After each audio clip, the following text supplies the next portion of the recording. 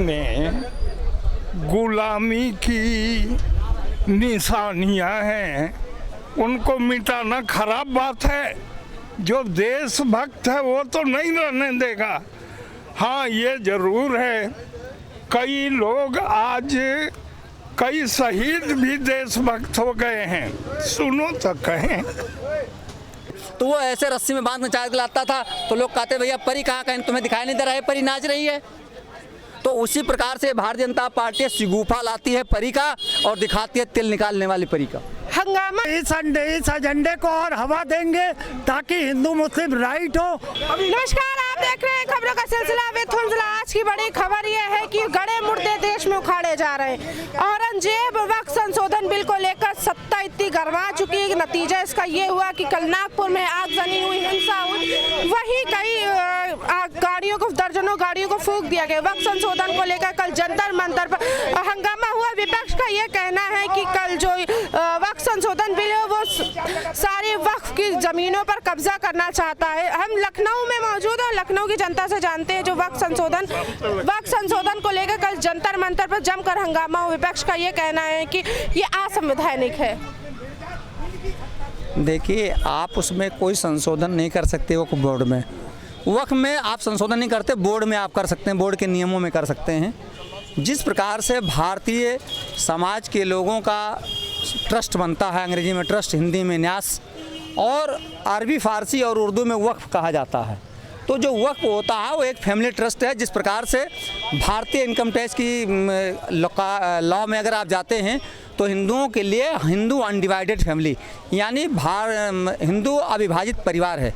जैसे कि हमारे बाप दादों से जो संपत्ति चली आ रही है उसमें हमारे परिवार, उनके खानदान के जो भी नाती पोते, भाई, ताऊ, चाचा होंगे, सबका बराबर का हिस्सा होगा। तो उसमें सरकार संशोधन कर सकती है कि भाई ऐसे नहीं, ऐसे क्रिटिसाइज कर सकती है, लेकिन ट्रस्ट बनता है, ये डीड बनती है। इसी प्रकार से वक्फ की एक डीड है और उसमें जो जाने अनजाने में नवाबों के पास हज़ारों रानियाँ बीवियाँ होती थीं हरम में, तो उनसे जो बच्चे पैदा हुए वो कहाँ किस हालात में हैं, उनकी स्थिति खराब ना हो उनके पालन पोषण के लिए। इसलिए जब रॉयल फैमिली आप अवध या रॉयल फैमिली आप नवाब यहाँ से जाने लगे, समाप्त होने लगे या मरने लगे, तो उसमें जब कोई नहीं रहा तो उन्होंने एक ट्रस्ट बनाया कि सारे लोगों का होगा, क्योंकि एक पुत्र को दे देना उचित नहीं था। तो अब वो लोग कहाँ किस स्थिति में पता नहीं है, लेकिन चाहे वो सुन्नी वक्फ हो चाहे शिया वक्फ हो, दोनों लोगों की संपत्तियाँ आज की डेट में 44 संशोधनों को पास किया गया था जेपीसी के बैठक में, क्या वो सही? क्योंकि लगातार इस पर हंगामा होता हुआ आ रहा है। जेपीसी की बैठक में पास कहाँ हुआ था? उसमें तो 15 लोगों को आपने निष्कासित कर दिया था, तो अल्पमत में आ गया। और उसके बाद जितने आपके सांसद थे उन्होंने ही किया, आपने विपक्ष को खारिज किया था। नहीं किया, जिसकी लाठी उसी की भैंस वाला हो गया। वो तो आपने कहा था कितना हम मानेंगे, आपकी बात को नहीं मानेंगे, लेकिन अभी लोकसभा और राज्यसभा में तो पास कराइए, उसमें तो बहुमत होनी चाहिए। ये कुछ नहीं करना चाहते हैं, ये लटकाए रहेंगे। कब तक लटकाए रहेंगे? जब तक बिहार का चुनाव, बंगाल का चुनाव नहीं होगा। जब बिहार के चुनाव के 3 दिन इलेक्शन से पहले ये लोकसभा में ले जाएंगे और कहेंगे साहब विपक्ष ने इसको नहीं पास होने दिया, उन्हें मुँह गिरा दिया ताकि वोट को पोलराइज किया। गड़े मुर्दे उखाड़े जा रहे हैं, अब उस पर क्या कहेंगे? गड़े मुर्दे उखाड़ने जैसी बात आपको बताओ, एक पहले पहलवान छाप बीड़ी का प्रचार आता था और वो मेलों में, गांव के माघ मेलों में चलता था, तो वहाँ ये एक डांस पार्टियाँ होती थी, तो ये एक जोकर आता था और कहता था भाइयों आज आप हमको आपको नाचती हुई परी दिखाएंगे, बिल्कुल नाचती हुई परी दिखाएंगे। तो लोग बड़े उत्सुक होते थे, परी माने तो परी, इंद्र की परी होती थी। लेकिन जब वो आता था तो अपने हाथ में, तो गांव में तेल निकालने का एक टेढ़ा सा परी होता है, उसे तेल निकालते उसे परी बोलते हैं। तो वो ऐसे रस्सी में बांध के चार्ज लाता था तो लोग कहते भैया परी कहाँ कहीं तुम्हें दिखाई नहीं दे रहा है, परी नाच रही है। तो उसी प्रकार से भारतीय जनता पार्टी शिगुफा लाती है परी का और दिखाती है तिल निकालने वाली परी का। हंगामा इतना हुआ, औरंगजेब को लेकर सियासतें हो गई, उसके बाद नागपुर में हिंसा तक हो गई, आगजनी हुई, दर्जनों गाड़ियां जल गई, पुलिसकर्मी घायल हुए। जांच कर लेना चाहिए। इसमें भारतीय जनता पार्टी ने टोपी पहना करके और नकली चेहरे लगाकर, नकली दाढ़ियां और मूछें लगा करके कहीं दंगा कराई होगी। आप जांच कर लिए, 100% ही निकलेगा। अगर नकली ना भी हो तो आपका ये बताइए शासन प्रशासन किसका है? जिसका है ना। अगर वहाँ पे आप ये बातें कर रहे हो कि जब जनता वहाँ की ये कह रही है कि ये कब्र नहीं रहेगी, तो आपको हटानी है या नहीं हटानी है या उसको सुरक्षा देनी है, ये सरकार तय करती है, पुलिस प्रशासन तय करता है। क्यों आपने ऐसा माहौल बनने दिया? क्यों वहाँ पे सरकार काम नहीं कर पाई क्या? नहीं कर नहीं पाई है, वो करना ही नहीं चाहती है। वो इस एजेंडे को और हवा देंगे ताकि हिंदू मुस्लिम राइट हो और चुनाव का बेनिफिट लिया जा सके। इनके लिए शिक्षा, रोजगार, सुरक्षा, स्वास्थ्य, नौकरियां, महंगाई, सुरक्षा कोई मुद्दा नहीं है। मुख्यमंत्री ने खुद कह दिया कि अफवाह पर न जाए, नितिन गडकरी तक ने भी अपील कर दी कि शांति बनाए रखे, सारी चीजें कर। उसके बाद कहीं ना कहीं सियासत लगातार तेज होती जा रही, न जाने ये मुद्दा कितने दिन और चलेगा। आप वहाँ कहाँ से? अगर दंगे वहाँ हुए हैं या कोई बात हुई है और कोई आगजनी हुई है तो झूठ क्या है? मगर ये फैला कौन रहा? ये आप टोपी ना भी लगाए, दाढ़ी ना भी लगाए, ये फैला तो बीजेपी रही है। इसमें तो कोई इफ एंड बट की बात नहीं है, क्योंकि ये सत्ता में नफरत की राजनीति करके आना चाहते हैं। इसलिए इनके एजेंडे से तो कुछ ऐसा समझना नहीं चाहिए, ये इनका ही किया दिया है, इससे ज़्यादा मैं कुछ नहीं। सत्ता में नफरत की राजनीति से क्या आना चाहते हैं? हाँ, अब मैं कहना ये चाहता हूँ कि जो हमारे देश में, और जोर से बोलना पड़ेगा, हमारे देश में गुलामी की निशानियां हैं, उनको मिटाना खराब बात है।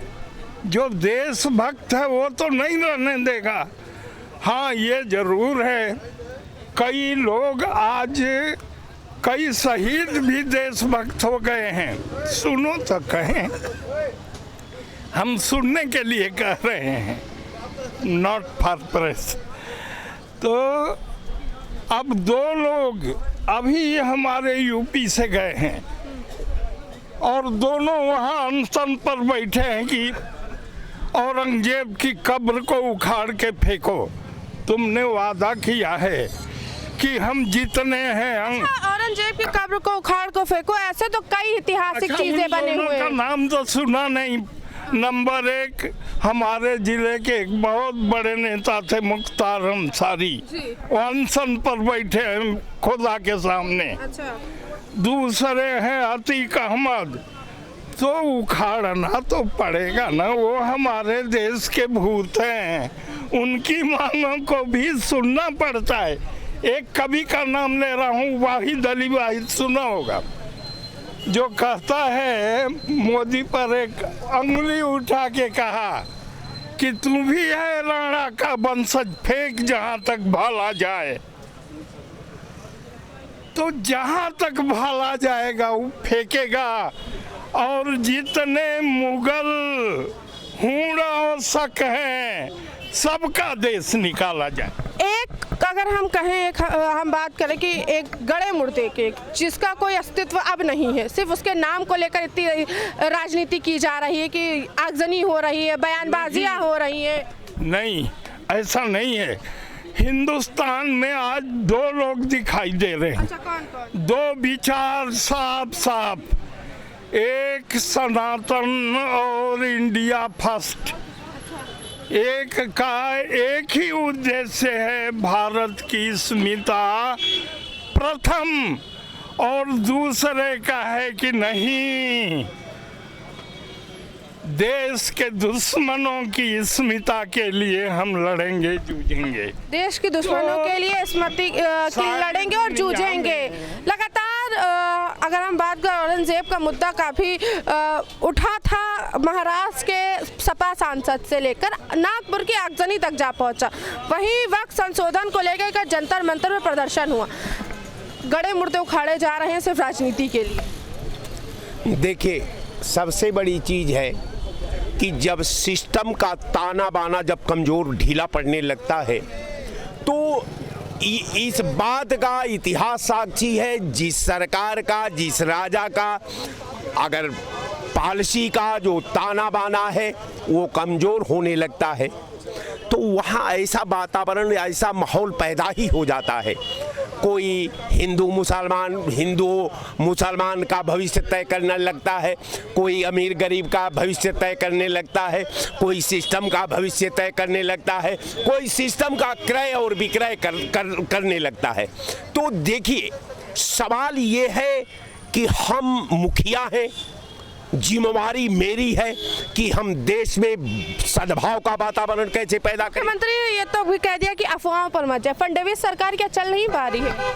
देखिए, सरकार क्या चल रही है इसको सरकार भी जान रही है, आम लोग भी जान रहे हैं, इनका सरकारी अमली जामा भी जान रहा है। लेकिन क्या चल रही है?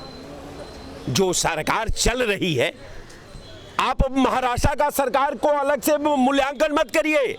अच्छा, कोई भी स्टेट की सरकार का जब आप मार्गदर्शन करते हैं, आज जब विधा में आप भेदभाव पैदा करेंगे तो विधा में ऊंच नीच की बात करेंगे, विधा को धर्म में प्रवेश करा करके अपना जो है लाभ नुकसान का मूल्यांकन करेंगे, तो हम समझते हैं कि न धर्म आपका मदद कर पाएगा, न आपका विधा आपका मदद कर पाएगा, न आपके लोग आपके बस अकेले महाभारत में खड़ा दिखाई देंगे। कहने का मेरा मतलब ये है कि आप सरकार हैं, सरकार साजिश का शिकार हुआ है नागपुर की नहीं। राम, देखिए, मर्यादा पुरुषोत्तम राम जानते थे कि सीता पर जो आलांछन लगा है ये गलत है, लेकिन राजधर्म कहता है कि अगर राजा के व्यक्तित्व पर अगर सवाल खड़ा होता है तो वही राम अपने पत्नी को जानते हुए भी कि मेरी पत्नी निर्दोष है, यहां तक कि धर्म शास्त्र कहता है कि राम जानते थे कि राम जो सीता का हरण रावण ने किया वो माया की सीता थी, लेकिन इसके बाद समाज में मर्यादा का स्थापना करने के लिए, समाज को एक नया दिशा देने के लिए, राजधर्म को समझाने के लिए माता सीता को अपने राज्य से बाहर कर दिया। ये आपका धर्म था। तो हमारे कहने का मतलब कि राम को मानने वाली ये सरकार है, तो फिर दंगा क्यों? दंगा क्यों? लगातार दंगा हुआ, यानी कि अगर हम कहें कि ये जो मंदिर मस्जिद हो रहा है, औरंगजेब हो रहा है, वक्त संशोधन को लेकर लगातार विरोध होता जा रहा, कल प्रदर्शन भी हो गया, आगजनी हुई, सारी चीज़ें हो गई। क्या सरकार इसके खिलाफ कुछ कदम उठाएगी कि नहीं? अब क्योंकि काफ़ी हिंसा हो चुकी है, कर्फ्यू तक लग गया। आज तक बताइए, हिंदुस्तान की जो भी आप कोई भी घटना को किसी स्टेट में आप उठा लीजिए, सरकार अगर उतना सरकार का लक्ष्य, सरकार का संवैधानिक धर्म, सरकार का राजधर्म, अगर परंपरा का अगर आप अनुकरण करें विधा से, तो 13 महीना में जवाब कौन देगा कि मणिपुर क्यों जल रहा है? ये तो आप ही को जवाब देना, क्योंकि आपने संविधान का शपथ ली है कि मैं भारत की एकता को, भारत की अखंडता को, भारत के सद्भाव को, भारत के राष्ट्रवाद को मैं अक्षुण्ण रखूंगा और शासन संचालन में कहीं भेदभाव नहीं करूंगा। देश की सियासत की सोर जारी को समझ आ रहा है? सियासत तो कुछ है ही नहीं साहब, सियासत तो वही पैरा, मुझे लाइन याद आ गई कि सियासत में सिर्फ इतना बचा है कि 2 आरज़ू में कट गए 2 इंतजार में। 2 आरज़ू में कट गए तो इंतजार में क्या लगता है? फडणवीस सरकार ये जो हिंसा हुई, दंगा हुआ, उसका कुछ पता दोषी करार पाएगी कि नहीं? सरकार से अब ये मत पूछिए कि महाराष्ट्र का क्या होगा, सरकार से ये पूछिए कि तुम्हारे पाप का क्या होगा, इसका सर्वनाश क्या होगा, उस डेट का नाम बताइए। तुम्हारा सरकार से ये पूछिए कि किसका सर्वनाश होगा और पाप का क्या होगा। क्या लगता है नागपुर में जो हिंसा हुई, आगजनी हुई, फिर वक्त संशोधन बिल, लगातार सियासत गरमाती जा रही इन सारे मुद्दों को लेकर? असल में अभी तक ऐसा होता ही नहीं था, ठीक है, कुछ सरकारें थीं, ठीक, अब चीज़ें स्टार्ट हुई हैं कि भाई जो तुष्टीकरण हुआ है अब तक, ठीक है, तो उस तुष्टीकरण को उजागर अपना करते हुए, मतलब वक्फ बिल एक ऐसा बिल है, ठीक है, जो 1975-76 में इंदिरा जी के माध्यम से, ठीक है, ऐसा दिया गया कि अगर आपने ये कहा कि ये ज़मीन हमारी है, ठीक है, तो वो ज़मीन मानी जाएगी और उसका मुकदमा कोई भी एडवोकेट नहीं लड़ सकता, कोई भी आदमी अपनी संपत्ति पे किसी भी कोर्ट में नहीं जा सकता। मगर विपक्षियों का ये कहना है कि जो वक्फ संशोधन बिल है वो वक्फ की जमीनों पर कब्जा करने का है। ये सब माफिया लोग हैं, ठीक है, ये जमीनों पे कब्जा कर रहे हैं। तो मुख्यमंत्री का बिल्कुल सही कहना है कि वक्फ बोर्ड जो है भू माफिया बोर्ड है। बिल्कुल भू माफिया बोर्ड है, ठीक है, ये संपत्तियों पे कब्जा करते हैं, एक छोटी सी मस्जिद बनाते हैं और उसके नीचे 50-60 दुकानें बनाते हैं, 20-20 हज़ार रुपये में किराए पे देते हैं, ठीक है। ये लूटमार मची हुई है इस भारत के अंदर। तो वक्फ बिल के माध्यम से, संशोधन के माध्यम से ये जो लुटेरे माफिया गुंडे हैं, ठीक है, ये संपत्तियों की जांच होगी, किसकी संपत्ति है। हम औरंगजेब पर पे आ जाते लगातार औरंगजेब को सियासत गरमाई, इतनी गरमाई कि नागपुर में हिंसा हुई, आगजनी हुई, कई पुलिस कर्मी घायल हुए, मशक्कत करनी पड़ी। नहीं, ये नहीं होना चाहिए और कुछ लोग अपना जुलूस अपना निकाल रहे थे और उन पर पथराव हुआ है, रात में आगजनी हुई है। बस होता क्या है कि कोई भी मुद्दा लेके अगर सनातनी या हिंदू उठते हैं, ठीक है, तो उन पे पत्थरबाजी स्टार्ट हो जाती है, ठीक है, कहीं भी हो कुछ हो, ठीक है। हम अपना एक जुलूस निकाल रहे हैं, माता की मूर्ति को सिरवाने जा रहे हैं, उस पर पत्थरबाजी हो जाएगी। गणेश जी की प्रतिमा को ले जा रहे हैं। अच्छा, इसको जो हिंसा हुई, क्या लगता कौन दोषी होंगे? नागपुर किसी साजिश का शिकार हुआ है कि एक हाँ, ये जितनी भी चीज़ें हैं सब सोची समझी साजिश के तहत होती हैं। कहाँ से इतने पत्थर आ जाते हैं, कहाँ से पेट्रोल आ जाता है, कहाँ से डंडे लाठी आ जाती हैं, ठीक है। जितना भी करोगे, सरकारें हैं, सख्त हैं, ठीक है, और जो आग लगा रहे हैं, डंडे लाठी चला रहे हैं, सख्त कार्रवाई होगी। उनका जो पिछवाड़ा है वो इतना सुझा दिया जाएगा, ठीक है, कि आगे से ये बकवास नहीं होगी, ठीक है। अभी असल में उनकी गुंडागर्दी की आदत पूर्ववर्ती सरकारों ने करा रखी है, वही अपना दंगा। फडणवीस सरकार इस पर कोई सख्त कदम उठाएगी? बहुत सख्त कदम उठाएंगे, धीमे धीमे अपना गिरफ्तारियां होंगी, ठीक है। बुलडोजर भी जो बाबा का मॉडल है पूरे भारत के अंदर वही मॉडल चलेगा। जिन लोगों ने गुंडागर्दी करी है, आग लगाई है, उनके घर पे बुलडोजर चलेंगे और सब रासुका के तहत अंदर जाएंगे। जिनके ऊपर जिन्होंने दंगा किया उन पर बुलडोजर चलेगी। मुख्यमंत्री योगी आदित्यनाथ उत्तर प्रदेश में जो हिंसा करते हैं, जैसे कि चल रहा है कि बुलडोज़र चलना या एक्शन होना, वैसे ही फडणवीस सरकार भी लोगों को कहना करेगी। लगातार इस पर विपक्ष जो है संशोधन को लेकर हंगामा करता आया। औरंगजेब की भी सियासत तेज़ होती नजर आ रही है। हम आपके साथ फिर से लौटेंगे एक नए मुद्दे के साथ। कैमरा पर्सन अजय के साथ मैं उंजला श्री, न्यूज़ लखनऊ।